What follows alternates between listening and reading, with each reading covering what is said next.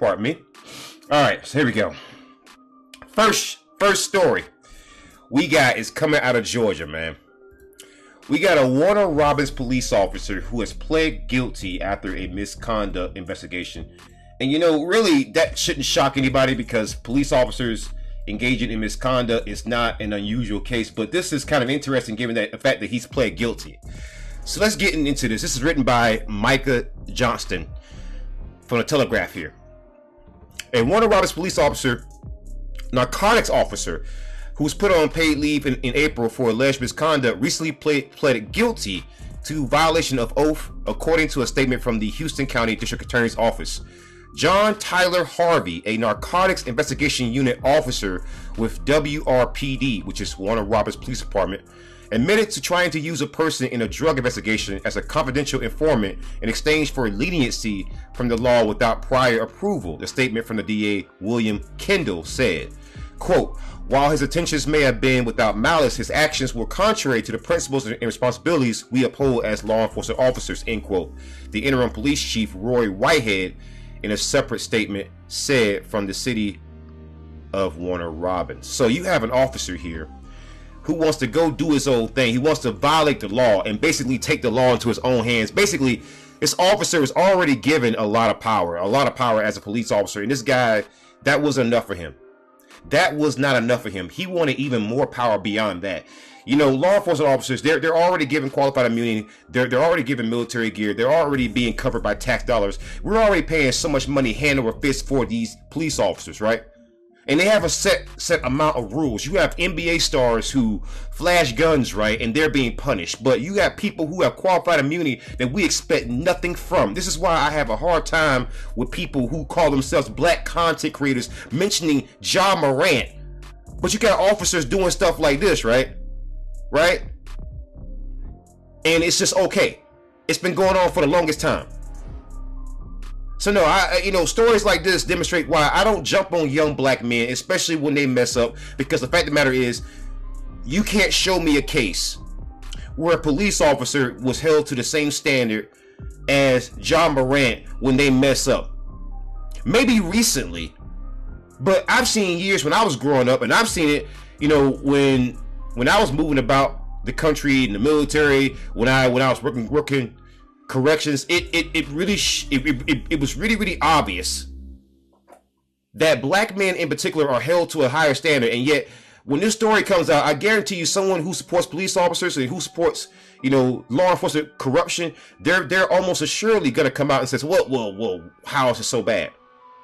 Why are you jumping so hard on this officer? And what I would explain to that particular person is that really, when it comes to police accountability, it's holding them to a standard, right? Based on the power that they have, and not your opinion about who they are and how important you feel they are to society. So this officer, John Tyler Harvey, he should be held accountable. Because if I, as a black man, has to fear Karen calling somebody like John Tyler Harvey on me, just for standing on the outside, then surely this police officer should be held to the exact same standard. Let's move on to the next story, because this story, you can already kind of see tonight's theme. Tonight's theme is me just holding cops accountable. Let's go into some more stories here. This story from Audacity, I wanted people to see this. The highest ranking uniformed NYPD officer docked vacation days for intervening in former cop's arrest. So this man intervened when a cop was going to be arrested, right? When this cop pointed a gun at kids. And this man here protected that cop. Police Commissioner Keechant Sewell is attempting to dock vacation days from NYPD Chief of Department Jeffrey Madry, the highest ranking uniformed NYPD officer, for a 2021 incident in which he intervened in the arrest of a former officer who allegedly pointed a gun at children. The incident was corroborated by a civilian complaint review board investigation last month. Sewell opted to follow the CCRB's recommendation in line with the NYPD's disciplinary matrix and docked Marjorie 6 to 10 vacation days for abuse of authority, the New York Daily News reported, citing anonymous sources. So let me get this straight. You have a NYPD chief of department, the highest ranking uniform officer in the NYPD, who's interfering in investigations where one of his cops is going to be investigated for pointing a gun at children. And this man intervened. And all he's going to face is a dock and vacation days. If you so much as even lie during the course of an investigation, if you lie in court, if you present false evidence to the police, if you file a false police report, you're going to jail. You're getting fined, cited.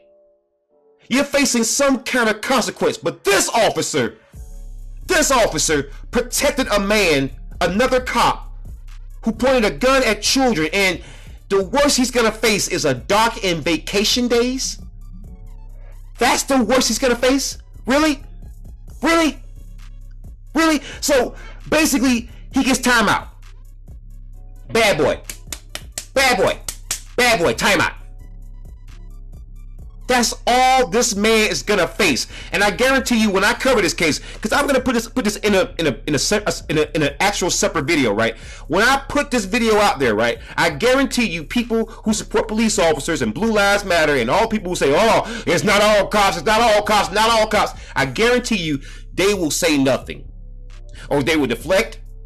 They won't acknowledge the fact that I am covering an instance where a black officer appears to be corrupt. And I got a habit of doing that, right? And I've noticed that I'm one of the content creators who happens to be black, who does that consistently. And I've noticed that no matter how much I do that, it's never enough. It's never good enough. It's never good enough, right? But that on the flip side, Blue Lives Matter, White Lives Matter, All Lives Matter, those people never hold white people to the same standard that you expect me to hold black people. Now, granted, I am consistent. When a police officer messes up, I don't care what color you are, you messed up. I'm coming for you. Period. Straight like that. But the thing is that the reason why this country remains in the position that it finds itself in with these pigs is because people like me are only found on one side. You don't expect All Lives Matter, or Blue Lives Matter, White Lives Matter, none of these people to ever hold police officers to the same standard. And then you get All Lives Matter and White Lives Matter, and all the people say, well, he's not white. Interesting. But Derek Chauvin was. A lot of white officers are. And where are you then? Silent. Or deflecting. No, I hold this black officer to the same standard that I hold every other police officer. This man is corrupt. This man should not only not be in that position, he should be behind bars. You interfere in an active investigation. You should be behind bars. In a just world, Jeffrey Marjorie would be behind bars for interfering in an active police investigation into one of his colleagues pointing a gun at children. At children. Marjorie reportedly vowed to fight Sewell's decision by opting into an NYPD disciplinary trial in which the CCRB will act as prosecutors. The CCRB's investigation centered around a November 24th, 2021 incident in which retired NYPD officer Kutroff Forrester allegedly chased two 15-year-old boys and a 13-year-old boy after one of them hit his storefront security camera with a basketball. So basically, a kid, you had two 15-year-olds and one 13-year-old who threw a basketball and hit a storefront camera. And then this former officer, retired, chased these children with a gun The boys claimed he brandished a gun while chasing them and pointed it at one of them. Body-worn camera footage obtained by investigative news outlet The City showed Forrester dropping Marjorie's name after he was arrested and asking police at the 73rd Precinct House in Brownsville to contact the high-ranking officer. So when he was arrested, when this retired officer who's chasing these children, when he was arrested for doing so, mind you, he's chasing these children with a gun. He pulled out a gun. He called out Marjorie by name, almost knowing that this NYPD chief of community affairs and this high-ranking NYPD officer was gonna vouch for him. And at the time, Marjorie was the NYPD chief of community affairs. Video shows Marjorie shaking hands and chatting with precinct officials. Within 90 minutes of his arrival, the police released Forrester and voided his arrest. So within 90 minutes of this officer arriving, they voided the arrest. Guys, make sure you share the stream. Make sure you guys share the stream with other people that you know. Make sure you guys are tapping the stream. Tap the stream right now. Give me some likes. Make sure you guys are giving me some likes. Make sure you guys are sharing the stream, especially with people who actually like police officers. I want them to see this. I want them to see this, right? I want them to see this.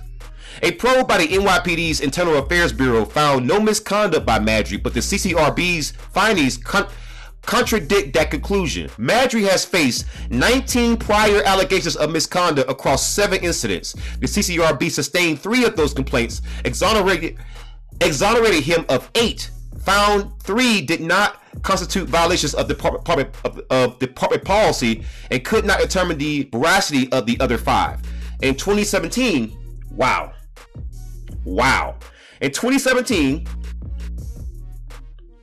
he was penalized 45 days vacation for getting in a physical fight with the subordinate and for impeding the NYPD's investigation into the incident. So he's out here beating up his freaking subordinates, beating them up, rock'em sock'em robots, blue on blue violence. And this guy still has a job. Let me ask you a question. If you work for McDonald's and you got into a fight at your job and you are known to beat up your coworkers, as a boss, would you keep your job? No? Would you keep your job? Would you?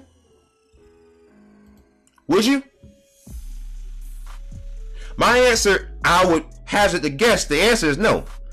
The answer is no, you would never keep that job.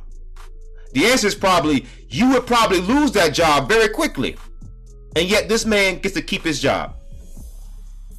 It shows you the low standard that we hold cops to. Shameful. And yet in New York, they want to talk about going after homeless people, going after people with prior arrests for the smallest infraction, right? Smallest infraction. But the highest ranking officer with the NYPD is only docked vacation days for intervening in a former officer's arrest. And he has a history of intervening in investigations into himself for beating up subordinates. Really? Wow. Just wow.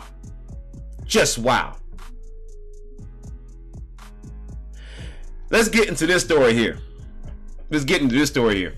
New Jersey prison guard gets 5 years for smuggling illegal products into jail via potato chip bags.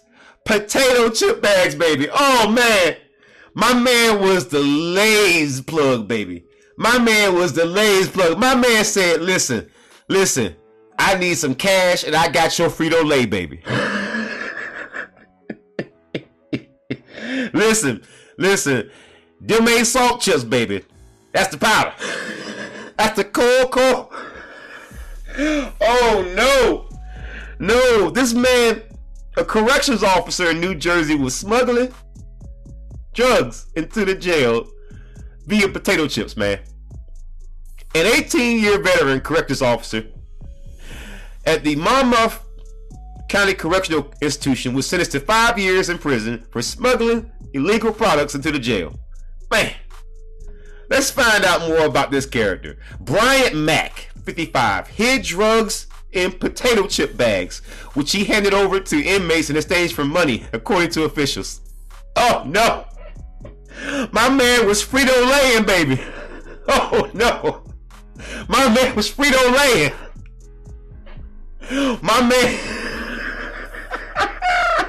My man said, listen, I'm gonna redefine what Funyuns are. I'm gonna put the fun in Funyuns. Yo.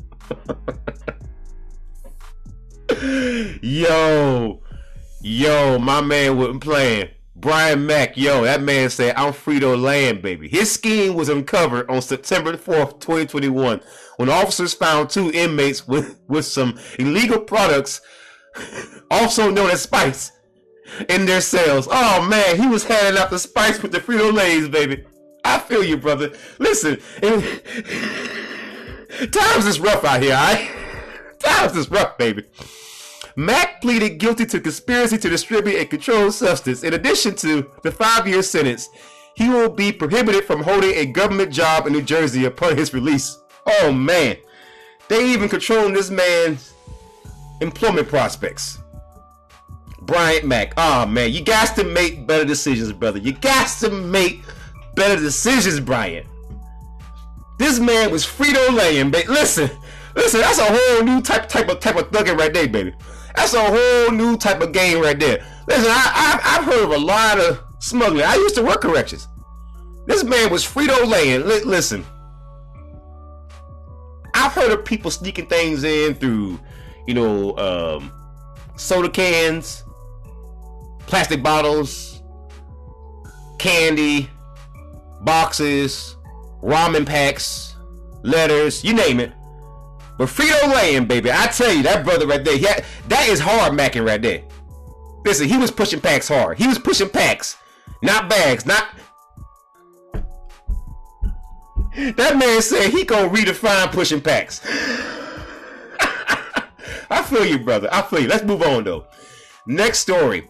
This one is gonna be wild. Hundreds of Chicago cops cannot testify in court. Why is that? Why is it that hundreds of cops in Chicago, they can't testify in court? Why is that? Is it because the cops in Chicago are so honest? Let's find out. Is it because of their honesty? I have to ask. Is it because of their honesty? I got a feeling it's not because of their honesty. But let's find out. Let's find out. I want to find out. I want to be educated. I want to be educated in this subject, because they say that I just make stuff up, I don't read stuff. Okay, cool. Let me just educate myself, okay? Hundreds of current and former Chicago police officers can never be called to testify by the Cook County State's Attorney's Office because they have histories of misconduct or untruthfulness that would undermine their credibility on the stand, according to documents obtained by the tribe. The SAO's so-called Brady or do not call list, which include names of officers who can't be relied on in court, are far more extensive than what has been previously reported, and include officers who were not included in previous releases by the SAO. One such officer who was not on a previously reported list, but is now, is January 6th Capitol rioter Carol Chesnowit. Now, I reported on Carol Chesnowit. Carol Chesnowit, he showed up to the January 6th riot. Him and his sister. Him and sis. In fact, the way that you know that I know this story very, very well is that his sister's name is Agnes. And I guarantee you, if I Google it right now, you will see that that I am a professional, that I cover this stuff all the time. So, Carol and Agnes Chesnowit. I think that's how you spell their name. I want to say that's how you spell their name. I want to say, but let me just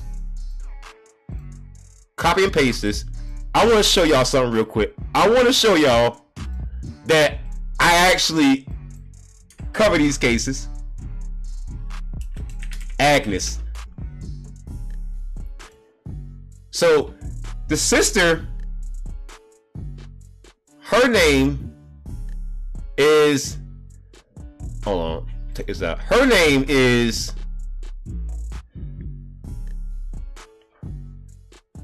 Aginustra or Agnes. See, I told you I cover these cases so often that I remember these names. I remember a police officer's name because he was a Capitol rioter. See, I am a professional at this. When you come at me, right, I can quote police misconduct cases off the top of my head, right? So this Chicago police officer, well, former Chicago police officer, Carol Chesnowit, and I even know how to pronounce his name, because you wouldn't necessarily know how to actually pronounce that name without hearing it a lot. Carol Chesnowit, he was fired by Chicago police in 2021, and he has been charged with five misdemeanors for his part in the attack. January 6th. Another is Nicholas Johanovich. I remember him too. Who was fired last year for knocking out an activist's teeth during a 2020 protest in Grant Park. John Catanzara, the current president of the Fraternal Order of Police, is also listed. Catanzara, that guy, he says a bunch of crazy, racist, off-the-wall stuff. I remember him too, because I remember he said a bunch of crazy stuff. Catanzara resigned from CPD in 2021 while facing termination for nearly a dozen rule violations, but was re-elected president on the city's largest police union earlier this year. Officers who are still active members of CPD are also on the list. Mark Jeroki, a 43-year-old officer who was in his 21st year on the force and currently works in the 7th district, is one. He has cost the city more than $200,000 in civil lawsuits and racked up at least 31 civilian complaints, including allegations of excessive force, illegal searches, and false arrests, according to the Invisible Institute's Civilian Police Data Project. Wow. So these people, they can't show up to testify in court because they can't be trusted as police officers. Wow. One lawsuit filed in 2013 alleged that Jarek rammed 19-year-old Lazarus Fleming with his squad car after Fleming fled from officers. Jaraki then rolled over the boy's leg, breaking his right ankle. Fleming was unarmed and was carrying only a misdemeanor amount of green stuff at the time of that stop. So he used his police vehicle to break someone's ankle. And this guy is only put on a list. That is amazing. That's amazing. Previous reporting by USA Today revealed that SAO maintained an ad hoc system regarding Brady disclosures from 2009 to 2017. Under that system, higher-ups advised assistant state's attorneys via email whenever an officer should not be allowed to testify. In March 2023, WGN News reported that SAO maintains a private do not call list of 66 names. A private do not call list. What do you mean private? What do you mean private? We, the citizens who maintain the salaries of these officers, should be aware of the officers that you don't even trust. Because these officers shouldn't be on duty. If you don't trust them to be honest in court and not perjure themselves, perhaps these pigs shouldn't have a job or a badge. At the time, advocates said that the list seemed outdated and glaringly incomplete. Via Freedom of Information Act FOIA request, the tribe obtained the SAO's most up-to-date Brady and Do Not Call list in April. The list includes 275 names of officers, 200 of whom are or were CPD members. 64 are still employed, meaning they will still be policing out in communities or overseeing active investigations, with annual salaries totaling nearly $7.5 million, and they can't even be trusted to testify. Some prominent names, however, are missing. Robert Baker, who lied about his links to the Proud Boys, is now subject to a probe into SA abuse claims against him. Is not on either list. Neither is Detective Reynaldo Guevara, who framed and tortured dozens of people into confessing to crimes that they never committed. Here's the actual list here. Here, you know, General, do you have info on Cop City? I'm gonna be looking into that. I'm working on that separately and in the background, but I want to look over this real quick. I want to see this list. I want to look into this. These are the officers who are on the Chicago Brady list. The officers who shouldn't be trusted. The officers who are liars. The officers who cannot be trusted to even testify in court. I want to go over these names. Let's go over it, man. Let's go over it. Michael Allman. He can't be trusted because of false information to department. Star number is 130. He's with the Niles Police Department. And the memo decision date was made on January 10th of this year, 2023. Gregorio Anderson, Chicago Police. Star number 10725. BIA finding. Added 7/21/2011. Abba Antonio, Niles Police Department. Department rule violation. Reported on April 6th of this year. Wabi Askar, Chicago PD. Star number 8156. Adverse credibility finding. Decided on 5/4/2016. Rashid Askew, Harvey Police. Star number 944. Adverse credibility finding. Reported on 1/2/2019. Joseph Avila, Chicago PD. Star number 17883. Criminal conviction. Reported on 7/12/2011. Wow. Damon Balstieri, Chicago PD. Star number 7510. Adverse credibility finding. Reported on 5/19/2016. Roy Beard, Chicago PD. Star number 17740. Criminal conviction. Reported on 5/8/2015. Carl Belachiski, Chicago PD. Star number 11814. BIA finding. Reported on 4/22/2015. Kelvin Blanchard, Cook County Sheriff. Star number 658. Pending criminal case. Reported on 9/21/2021.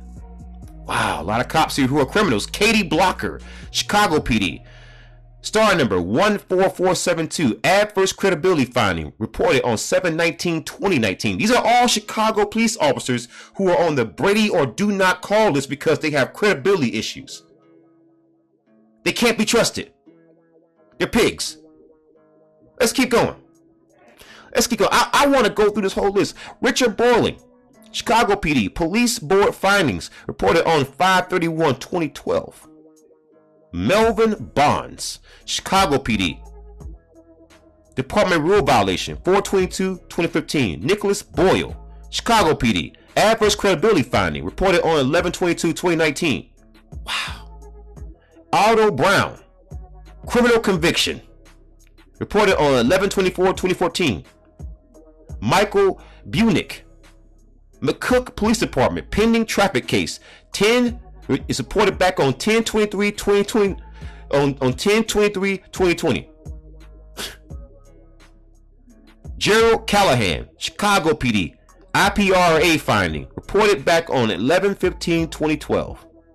Joseph Capello, Chicago PD. Adverse credibility finding. 4/24/2020. 4/24/2022, I should say. Stephen Carroll, Chicago PD. Adverse credibility finding. 5/17/2016. Next three: John Canizaro, Anthony Seizure, and Calvin Chapman. All department rule violations. All reported back on 4/22/2015. Wow.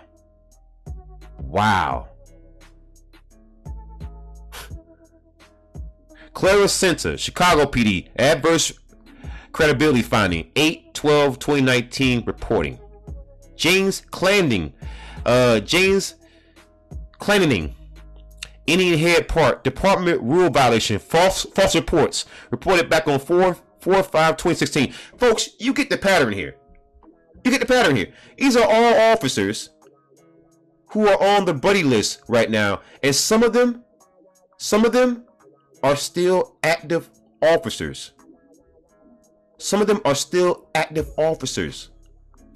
Like, for example, right? Brian Bolton, Chicago PD. He's placed on the do not call list, but he hasn't been stripped of his police powers. James Franklin, Chicago PD. He's placed on the do not call list back on 10/28/2010. Still can be an active cop, probably is right now. Probably is, right? Robert Gonzalez, Chicago PD, put on the do not call list back on 11/17/2017, and yet for some reason, do not call, credibility issues, but he can still be a cop in Chicago. James Hunt and Mark Jiroki. I just talked about this guy, right? They are both on the do not call list, and yet they can be cops in Chicago.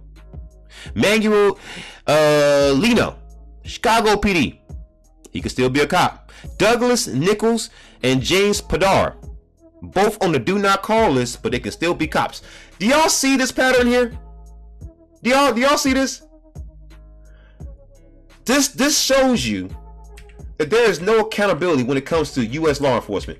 There is zero accountability. There is no such thing as accountability. Right? There is zero accountability. And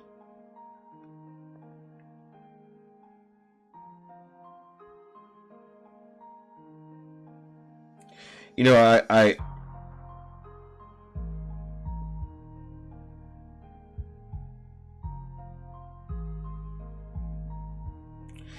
I really want people to understand, right?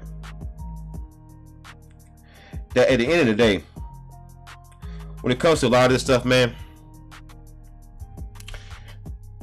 it is the citizen who pays for all this stuff. It's the citizen who suffers. It's the citizen who sits back and watches all this corruption, and yet police officers are not held to any reasonable standard of accountability. They are not held to the same standard as citizens who commit crimes, who are not to be trusted. If you are known to commit perjury, you should be behind bars. If you committed perjury, if you engaged in false arrest, if you gave your police department false information, if you lied, you should be held to the same standard as any citizen. Same standard.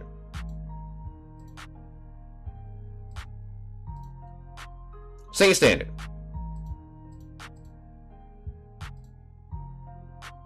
You know?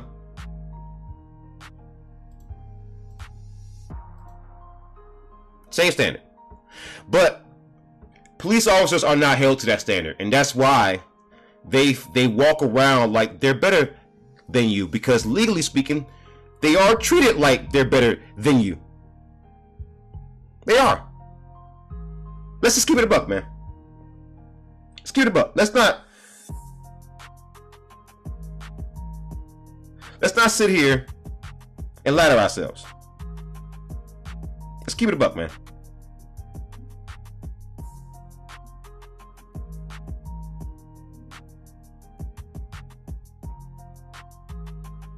Had to move something from the peanut gallery there. But we're gonna move on to the next story, man. Cause I went in there. I know I did. I don't want to do this one here. I'm gonna leave that one alone.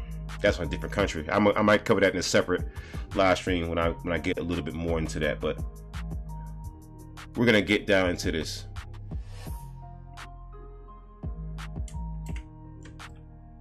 So, Atlanta, Georgia. Let's talk about this. This case out of Atlanta, Georgia here, man, has me very interested. This case out of Atlanta, Georgia has me very interested, man.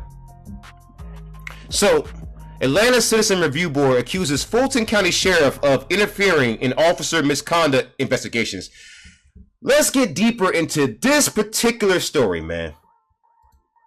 Because, honestly, it is fascinating what's happening in Atlanta, Georgia. But let's just get deeper into this one, man. This is going to be a fascinating one here.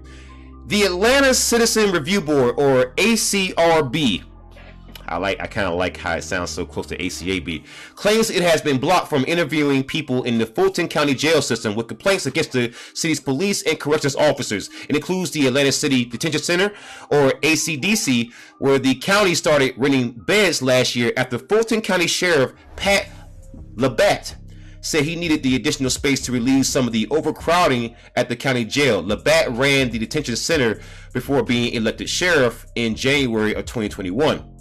In a statement to WABE on May 24th, the sheriff's office denied the board's allegations and said it remained, quote, committed to transparency, end quote.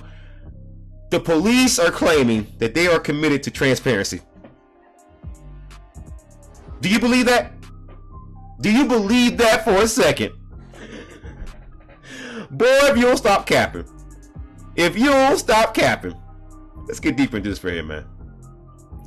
Quote, the facts regarding this inquiry involve an ACRB investigator making one unannounced visit, end quote, the office states. Quote, because jail staff was not familiar with the individual, jail staff informed the investigator that access would be granted once the ACRB coordinated its interviews with the subject inmate's criminal defense attorney, end quote. So they are investigating you, right? And you don't want to give people access to an inmate who's investigating claims of inmate abuses and all kind of stuff? Wow. But the board, let's read what this guy says. This is what the sheriff's office is saying, right? Quote, like everyone, Fulton County inmates have constitutional rights against self-incrimination, which Sheriff Labatt seeks to uphold. To remove any possible violation of these fundamental rights, Sheriff Labatt's staff requested that investigators facilitate interviews in a manner that guarantees the preservation of those rights, end quote. Suppose the inmate just wanted to meet them. Would there be an issue then? Did anyone ask the inmate? I'm pretty sure they didn't. But the board says it does not conduct unannounced visits to jail facilities. I kind of figured, right? According to a letter sent to Labatt on May 18th, the board said it first learned that its investigators were no longer permitted to interview people in the custody of the sheriff's office without first securing a warrant from a judge or receiving permission from their attorneys during their monthly meeting that was held 1 week prior. Chair Dorothy Herthy said in that letter that investigators had been independently investigating alleged police misconduct by Atlanta's sworn officers without issue since 2008. But all of a sudden they got issue. So the letter from the ACRB says, quote, as you are aware, the ACRB only has jurisdiction to investigate the actions of Atlanta police and corrections officers with the goal of ensuring that citizens' concerns about officer misconduct are reasonably addressed, end quote. Quote, while the current change in sheriff's office cooperation with the ACRB is troubling, we are hopeful that a resolution can be found that will not impede service and prevent citizens in the sheriff's custody from participating in their right to file complaints and participate in investigations against Atlanta police and corrections officers, end quote. So Labatt says the sheriff said he did not receive the board's letter and had been unaware of the issue until he saw it posted on social media. Do you believe that for a second? Do you believe the sheriff for a second? Do you believe that these people did not inform these sheriffs that they were going to interview these inmates? They've been doing this since 2008. 15 years they've been doing this. But all of a sudden, right? And mind you, this guy used to run the jail. Right? So I want you to peep that, right? Peep that. Right?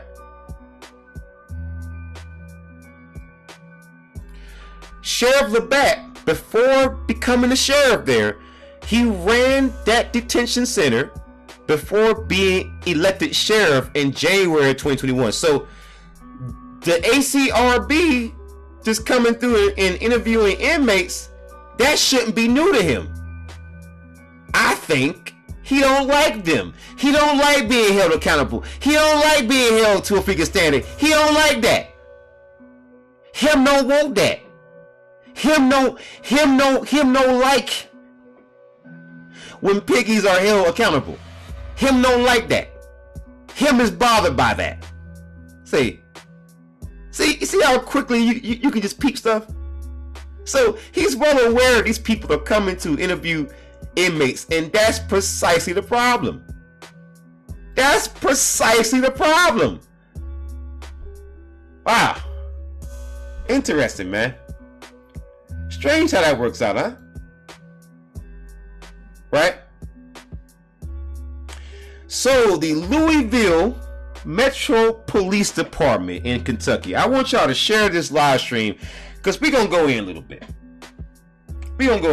Man. The Louisville Metro Police Department. By the way, my shirt says Foundation of Black American, FBA. In case y'all don't know. FBA all day. FBA all day.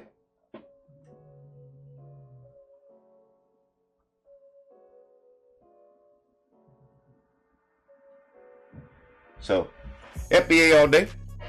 So, Greenberg releases details of Louisville police incidents reviewed by DOJ.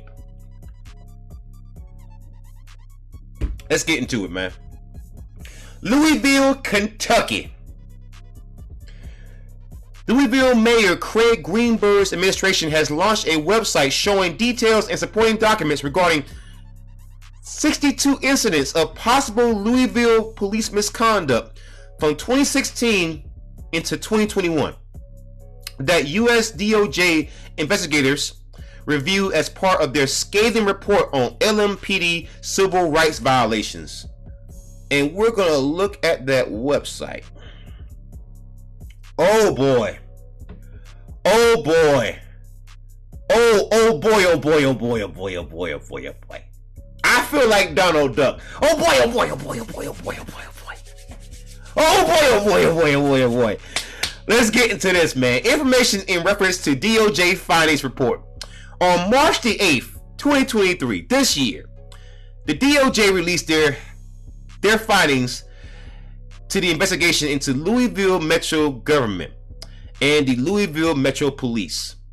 In their report, the Department of Justice describes incidents to support their claims. After their announcement, at the request of Louisville Metro government, the DOJ provided the Jefferson County Attorney's Office a list of 63 incidents referenced with identifying report numbers and information. Links to documents, reports, and other information for the referenced incidents are below. The DOJ report was initiated to focus on systemic issues indicative of a pattern or practice, I should say, of legal or constitutional violations. As the Department of Justice has stated, their investigation did not intend to investigate individual officers or reach any conclusions about individual conduct. In our continuing efforts towards transparency and accountability, LMPD is dedicated to reviewing the incidents referenced in the report. Our goal is to better understand how these events how those events influence the DOJ claims regarding a pattern or practice violation. Furthermore, it is important for us to understand the totality and impact of these incidents. Each individual incident is being reviewed and discussed extensively between the chief, the executive staff, and legal advisors to determine if any additional action is warranted. Once this review is complete and the final determination of action is made by the chief, these decisions will be made public. Incidents which involve officers no longer employed with LMPD or incidents that were given final disciplinary adjudication by a previous administration will not be reviewed for additional disciplinary measures based on advice from the Jefferson County Attorney's Office. However, it is critical all incidents are reviewed to further understand potential gaps in policy, training, and supervision. Wow. Take a look at all these incidents here, man. Right? And in most of these cases, you have no discipline. You see this part here? I'm gonna highlight this part here. Discipline, right? It says N right there. It means nothing. Nothing. And some of them, you have some. But in the vast majority, there's no discipline. The DOJ reviewed all this. They reviewed all this. Here is their press release. I want to make sure I make this a little bigger. Right. This is their press release, right? Right. And they're showing a pattern of practice here. They're giving examples, right? They're giving examples, and I'm glad they're referencing examples, right? Right? Because what this shows is a true pattern or practice, right? So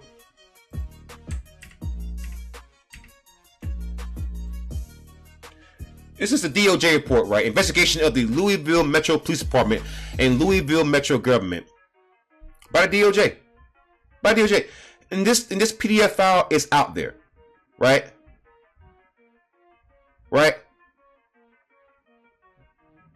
The Department of Justice has reasonable cause to believe that the Louisville/Jefferson County Metro Government, Louisville Metro, and the Louisville Metro Police Department, LMPD, engage in a pattern or practice of conduct that deprives people of their rights under the Constitution and federal law. LMPD uses excessive force, including unjustified neck restraints, and the unreasonable use of police dogs and tasers. LMPD conducts searches based on invalid warrants. LMPD unlawfully executes search warrants without knocking and announcing. LMPD unlawfully stops, searches, detains, and arrests people during street enforcement activities, including traffic and pedestrian stops. LMPD unlawfully discriminates against black people in its enforcement activities. I'm gonna say that again. LMPD unlawfully discriminates against black people in its enforcement activities. So why are we not getting an anti-black hate crime bill, and why are these police still being funded at the level that they're being funded? If the DOJ is flat out admitting that you got a whole police department that is involved with Breonna Taylor, one of the hottest button issues to the black community as a whole, you're saying that the Louisville Metro Police in Kentucky, they're racist. You said it, DOJ. You said it. So why is Joe Biden, if your DOJ is saying this about police departments across the country, why in the world are we not getting an anti-black hate crime bill? And why are you funding the police at levels we've never seen before?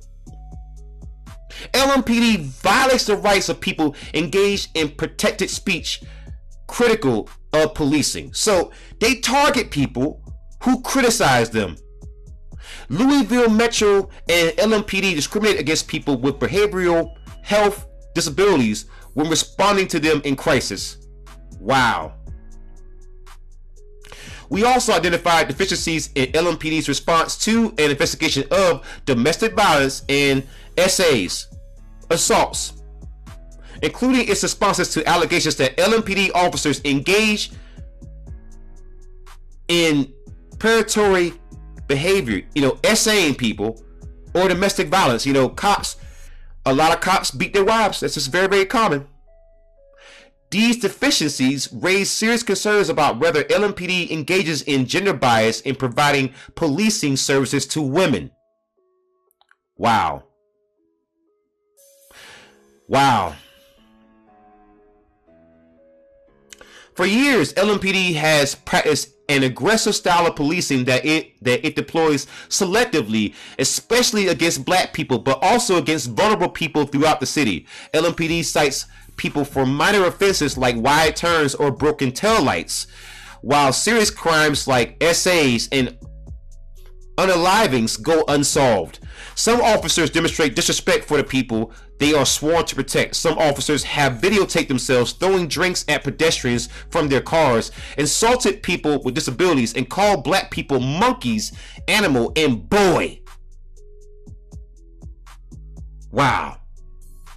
Wow. This conduct erodes community trust, and the unlawful practices of LMPD and Louisville Metro undermine public safety. Wow. Wow. Wow. That says it all right there. And that report is widely available for anyone to read. I want you guys to see like what the name of it is. You know, investigation of the Louisville Metro Police Department and Louisville Metro government by DOJ released March 8th, 2023 of this year. Shows you a pattern, doesn't it? Shows you a real pattern. Wow. Wow. So guys, I think that's going to be wrapping me up tonight. Hey, listen to me. I want you guys to make sure you guys be safe out there and to the FBA Expo. I heard that it went off well. I'm glad. So I wanted to wait until the Expo is a little bit wrapped up. It was a little bit later in the day for me to come in live stream. Shout out to Tariq Nasheed. Shout out to Professor Black Truth. Shout out to the Black Authority. Shout out to Afro Elite. Shout out to everybody. You know, Vicky Dillard. Everybody out there who went to who actually went out there to Texas, to Dallas to go to the FBA Expo. I couldn't show up, so I made sure I sent out some donations to Tariq and the rest of the young guys. I hope you guys had a great time. Hope you guys are being safe. I hope everybody makes it back home safely. Much love, much love. Hey, I want you guys to be safe out there and make sure you're watching your backs, because some of these white supremacists out here, they are acting crazy. All right, protect yourself. Protect your loved ones. Carry your power tools. Alright. Until next time, horns up, peace out, good night, and good luck.